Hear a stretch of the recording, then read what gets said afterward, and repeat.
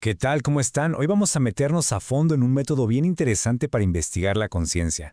Todo esto viene de la obra La experiencia trascendental, que agarra ideas de varios autores pero se centra muchísimo en el pensamiento de Silo. La idea aquí es cómo se construye de verdad un camino hacia nuestro propio mundo interior. Vamos a ver. A ver, para empezar hay que entender de dónde partimos. Imaginemos que hay dos formas principales de acercarse a la mente. Por un lado está la psicología. Su trabajo es, sobre todo, tratar de explicar la experiencia, ¿no? La observa desde afuera, la analiza, crea teorías. Pero por otro lado está el enfoque de la mística. Y aquí la cosa cambia por completo. A la mística no le interesa tanto teorizar, sino más bien construir un procedimiento, un mapa, para que uno mismo llegue a tener la experiencia. Ojo, no es que estén peleados, para nada. Simplemente su prioridad es muy distinta. Y bueno, justo este camino, este método para construir un acceso a lo profundo nos lleva al concepto clave de todo esto, la ascesis. Esta es, digamos, el corazón de la propuesta que hacen estos autores y es en lo que nos vamos a enfocar. Ok, pero ¿qué es exactamente la asquesis? Porque a lo mejor la palabra suena a, no sé, a castigo o a negarse cosas, ¿verdad? Pero nada que ver. Aquí se entiende como un proceso de práctica disciplinada que dura toda la vida. El objetivo es construir, casi como un ingeniero, un camino para ir más allá de nuestro yo de todos los días y así poder entrar a esos estados internos que son mucho más profundos, más sagrados. De hecho, Silo, que como decíamos es una figura central en este trabajo, lo pone en palabras muy claras. Él lo describe así, como un viaje intencional para superar al yo y poder entrar a esos espacios. O sea, nos está diciendo que no es algo que pasa por accidente, es una decisión. Y aquí está una de las ideas más potentes de todo esto, ¿eh? Este camino no es algo que uno se encuentra de repente, como un tesoro escondido. No. Es una experiencia que se construye, ladrillo por ladrillo. Es un proyecto activo, con un propósito. Y ahora la pregunta es, bueno, ¿y cómo se construye? ¿Cuáles son los pasos?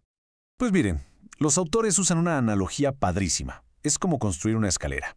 El primer paso es acumular registros. Así les llaman a las experiencias internas que son de verdad profundas, que nos marcan. Luego, esas experiencias se van solidificando hasta que se convierten en certezas. Y una vez que se tienen esas certezas, ¡pum! Esos son los peldaños de la escalera. Y sobre ellos se pueden empezar a construir los siguientes. Pero a ver, ¿qué es exactamente un registro? Pensemos en ellos como la materia prima, los ladrillos de nuestra construcción. Y es súper importante entender esto. No son pensamientos que se cruzan por la cabeza, no son ideas fugaces, son eventos internos, sensaciones con un impacto real, que dejan una huella fuerte en la memoria. Son tan potentes que se puede volver a ellas. Son, literal, los cimientos de todo el camino. Ahora, el chiste no es solo acumular experiencias y ya. El verdadero trabajo es refinarlas. Es como si tuviéramos un mineral en bruto y tuviéramos que purificarlo. La idea es ir quitando las capas, las imágenes complejas, las alegorías, para llegar a la sensación pura que está en el fondo, a la energía. Es un proceso de destilación, para quedarse con la pura esencia de la experiencia.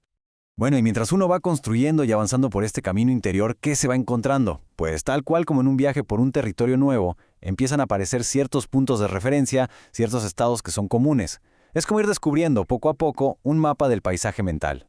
Y lo más interesante es que, si uno revisa la literatura mística de diferentes culturas y épocas, se da cuenta de que las descripciones son muy parecidas.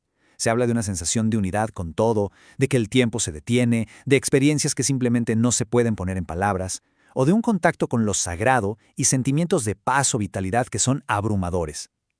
Todas estas son como las señales en el camino que te dicen que estás entrando en estos espacios. Ahora, los autores de esta obra en particular se enfocan en 4 registros que consideran fundamentales.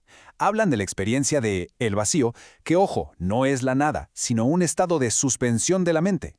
También el doble, una sensación particular como de desdoblamiento de energía. Luego, el centro luminoso, que se percibe como una fuente de energía en el pecho. Y finalmente, la conciencia separada, que es esa capacidad de poder observarse a uno mismo como desde afuera.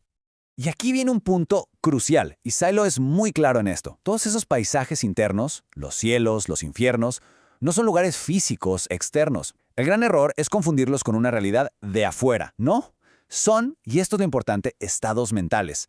Y como estados mentales son reales y son verificables por la propia experiencia. Ok, entonces, ¿para qué todo este viaje? ¿Cuál es el punto? Bueno, no se trata nada más de explorar por curiosidad, como un turista mental. El propósito de fondo es transformar por completo la manera en que uno entiende la vida y la propia existencia. Miren, esta tabla de Silo lo explica de maravilla. Él propone que, frente a la trascendencia, podemos estar en la negación, en la sospecha, en el deseo o en la creencia. Pero el último estado es el de la experiencia evidente. ¿Y cuál es la diferencia? Que ya no es algo que se cree o se piensa, es algo que se vivió. Justo el objetivo de la ascesis es poder moverse en este espectro, pasar de la creencia o la duda a una experiencia directa, personal. Y con esto, creo que queda clarísima la diferencia fundamental. Una cosa es tener una experiencia de este tipo por pura casualidad, por un accidente de la vida, y otra muy distinta es ser capaz de producirla intencionalmente. Ese es el propósito de la ascesis. Se trata de construir un método, un camino confiable para llegar a esos estados que, de otra forma, pues quién sabe si algún día llegarían. Y todo esto nos deja flotando una pregunta final, una que de verdad puede cambiar la perspectiva. ¿Qué pasaría si el sentido de la vida no es algo que uno tiene que encontrar por ahí como si estuviera perdido?